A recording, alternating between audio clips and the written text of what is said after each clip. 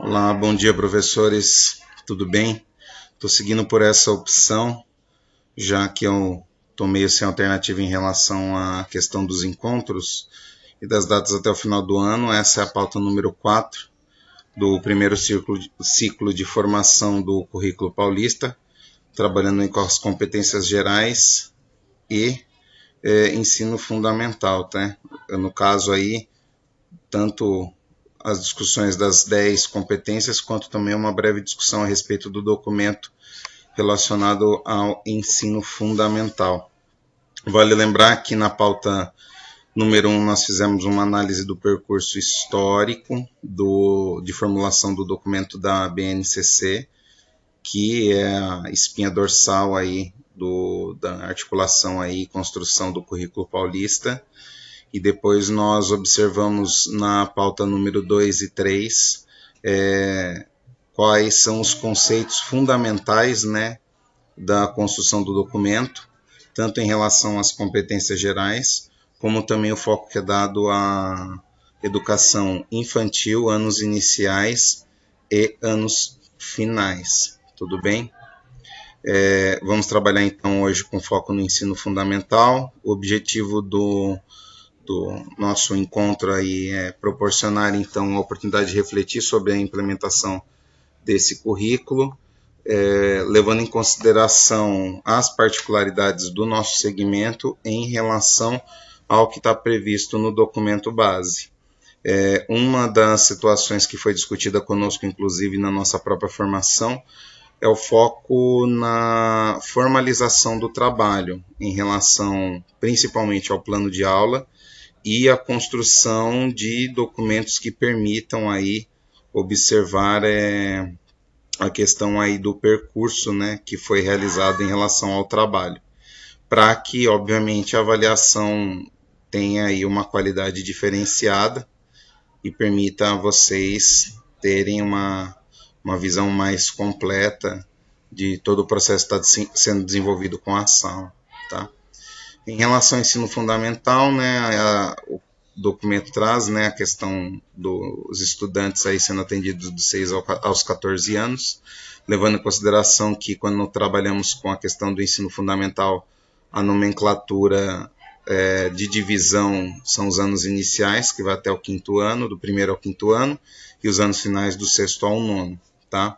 Nós passamos na reunião passada pelas competências gerais, inclusive eu compartilhei um vídeo muito interessante, bem curtinho, que discute bastante as competências gerais, só relembrando que essas competências elas vão atravessar todas as disciplinas, em menor ou maior grau. É claro que algumas delas se aproximam mais de algumas áreas do que outras, mas todas atravessam as áreas do conhecimento, certo? Importante também relembrar a questão das metodologias fundamentais. Nos anos iniciais, o foco está na alfabetização, letramento matemático e aquisição de conhecimento. Vale lembrar a questão aí da alfabetização e letramento, porque não basta apenas o aluno reconhecer o signo linguístico, né, quando ele está sendo alfabetizado, mas ele também tem que fazer a compreensão adequada, fato que demonstra bastante vulnerabilidade aí em relação ao alunado de maneira geral. Outra questão que aparece também é a questão do letramento matemático, que, como vocês podem ver no slide, a capacidade de identificar e compreender o papel da matemática. Uma das nossas discussões em relação a essa questão, inclusive, aconteceu em vários ATPCs com os professores de matemática, comentando da dificuldade de elaborar atividades ou situações, problemas em que os alunos possam compreender de fato, e às vezes a utilização de um ou outro termo pode causar dificuldade na hora da resolução do exercício. Por isso que é importante fazer esse trabalho aí em relação a esse letramento matemático. Também não basta só reconhecer, mas também compreender de fato aquilo que está sendo decodificado ali, tá? E isso eu estou comentando em anos iniciais, mas esse trabalho acaba sendo feito também nos anos finais, como vocês podem aí ter o ponto de vista crítico, mas, teoricamente, nos anos finais, a importância seria apenas a retomada, a ressignificação das aprendizagens que foram iniciadas lá nos anos iniciais, com o aprofundamento. Fato que também é visto no ensino médio, é claro, respeitando o grau de maturidade, né, compreensão de cada aluno, levando em consideração o ritmo de aprendizagem de cada um deles. Também tem a questão da autonomia, inclusive com foco no protagonismo juvenil, e a contribuição para o projeto de vida, inclusive uma área que vai ser muito explorada a partir de 2020. Falando em competências, eu havia feito um questionamento em um das ATPCs, o que você entende por competência, o conceito teórico de competência, a mobilização de conhecimentos, conceitos e procedimentos, que no caso se resume a habilidades essas que podem ser práticas, cognitivas e emocionais, para a resolução de algumas demandas complexas da vida. Dentro desse eixo nós temos aprender a fazer, conviver, ser e aprender. Eu dei para vocês o exemplo do mecânico, dei o exemplo da cozinheira, o que torna o mecânico competente, a competência dele na resolução de uma demanda ou um problema complexo da vida cotidiana, no caso, uma atividade remunerada, vai estar relacionada à maneira como ele mobiliza os conhecimentos dele, que são os conceitos e procedimentos provavelmente adquiridos ao longo aí da vida dele por cursos profissionalizantes, e que se resumem nas habilidades para poder, então, chegar à solução de uma determinada situação. Isso vai mostrar se ele é ou não competente. Eu sei que a dúvida sobre competências e habilidades é constante.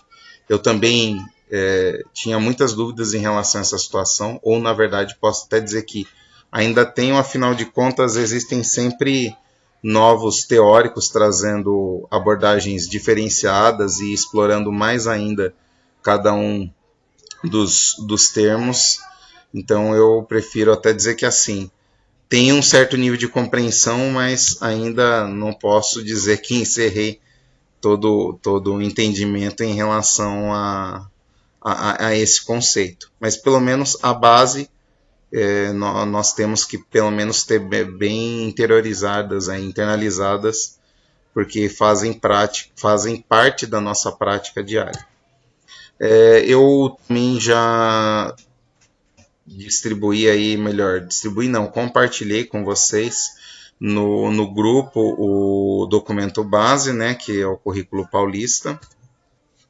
E nós temos aí no próximo slide a organização. Na verdade, essa organização é da BNCC, tá? Eu tirei do documento lá e do site oficial lá, em que vocês também podem ter acesso. Depois eu até passo o endereço da própria Base Nacional Comum Curricular, mas o raciocínio de divisão é o mesmo. Então, só passando rapidinho: educação básica compreende educação infantil, o ensino fundamental, o ensino médio, tá? Essa educação básica. Nós não temos ainda o documento do ensino médio, por isso que vocês podem perceber um pontilhado ali.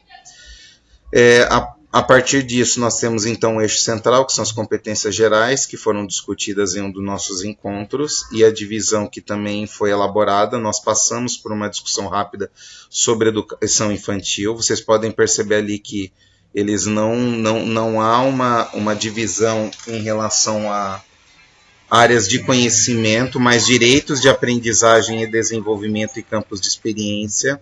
Eu discuti isso na pauta número 3, assim como também a divisão das faixas etárias ali, conforme vocês estão vendo no slide.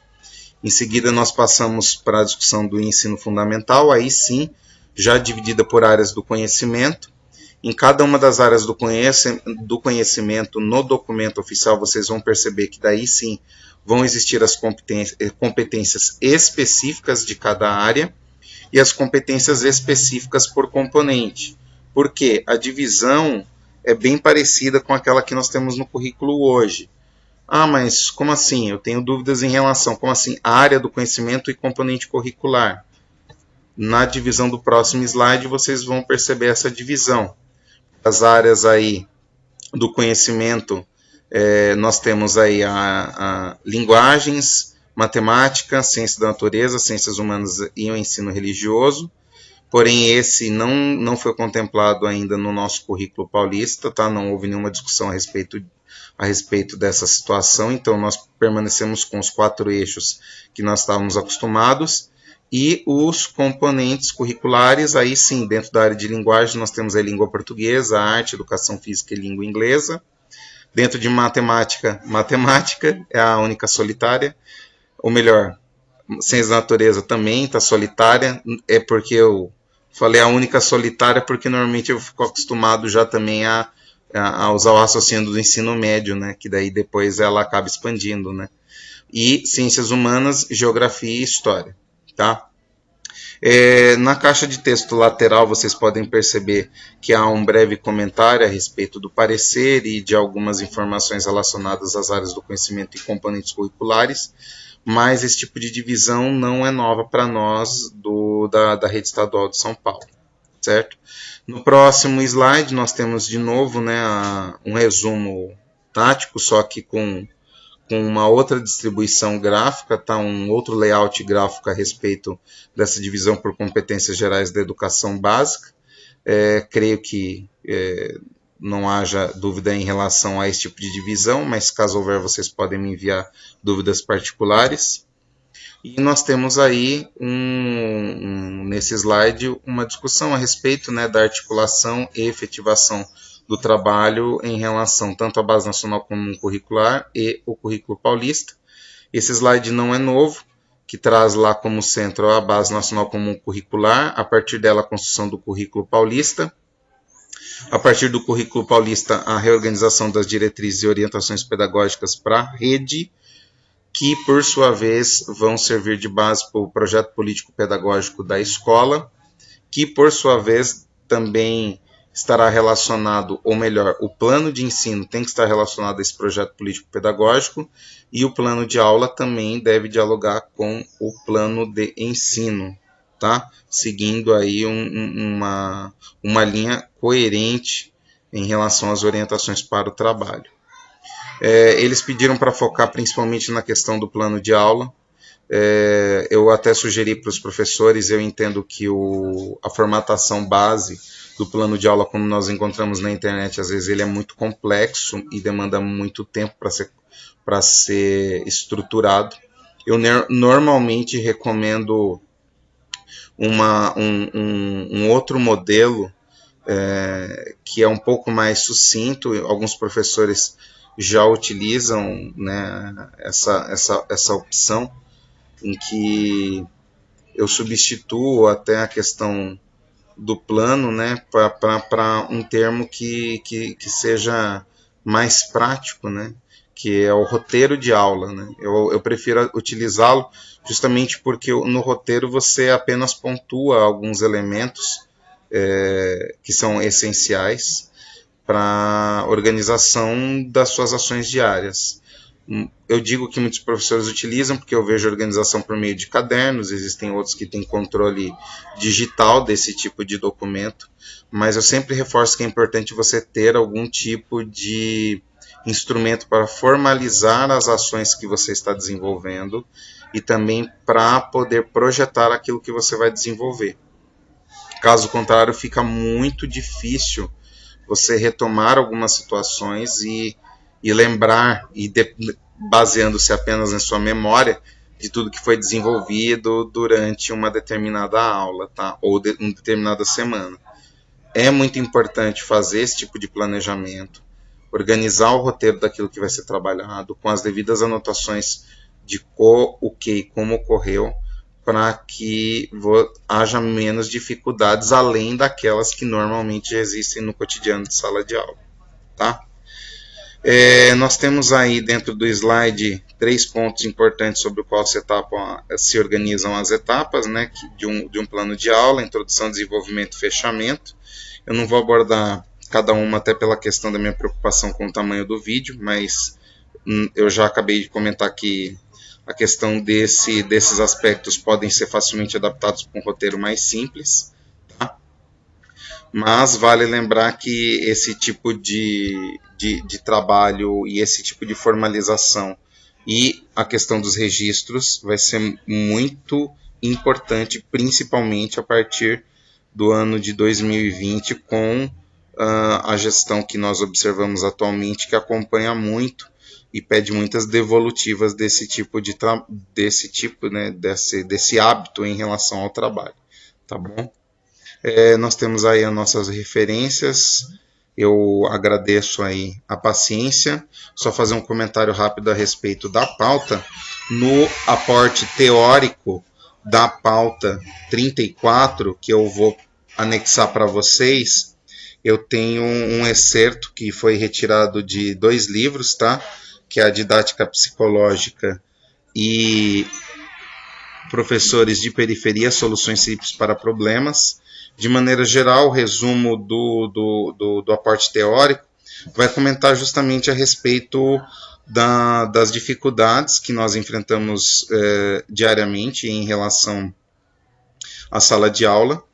Porém, ele ressalta que nós temos que tomar muito cuidado com alguns hábitos intuitivos e de senso comum, justamente porque eles deixam transparecer algumas situações, e eu digo alguns pré-conceitos, não nesse sentido pejorativo, mas alguns conceitos que são construídos com base em algumas experiências e que eles acabam, às vezes, sendo danosos em relação a algumas situações que nós encontramos em sala de aula, tá?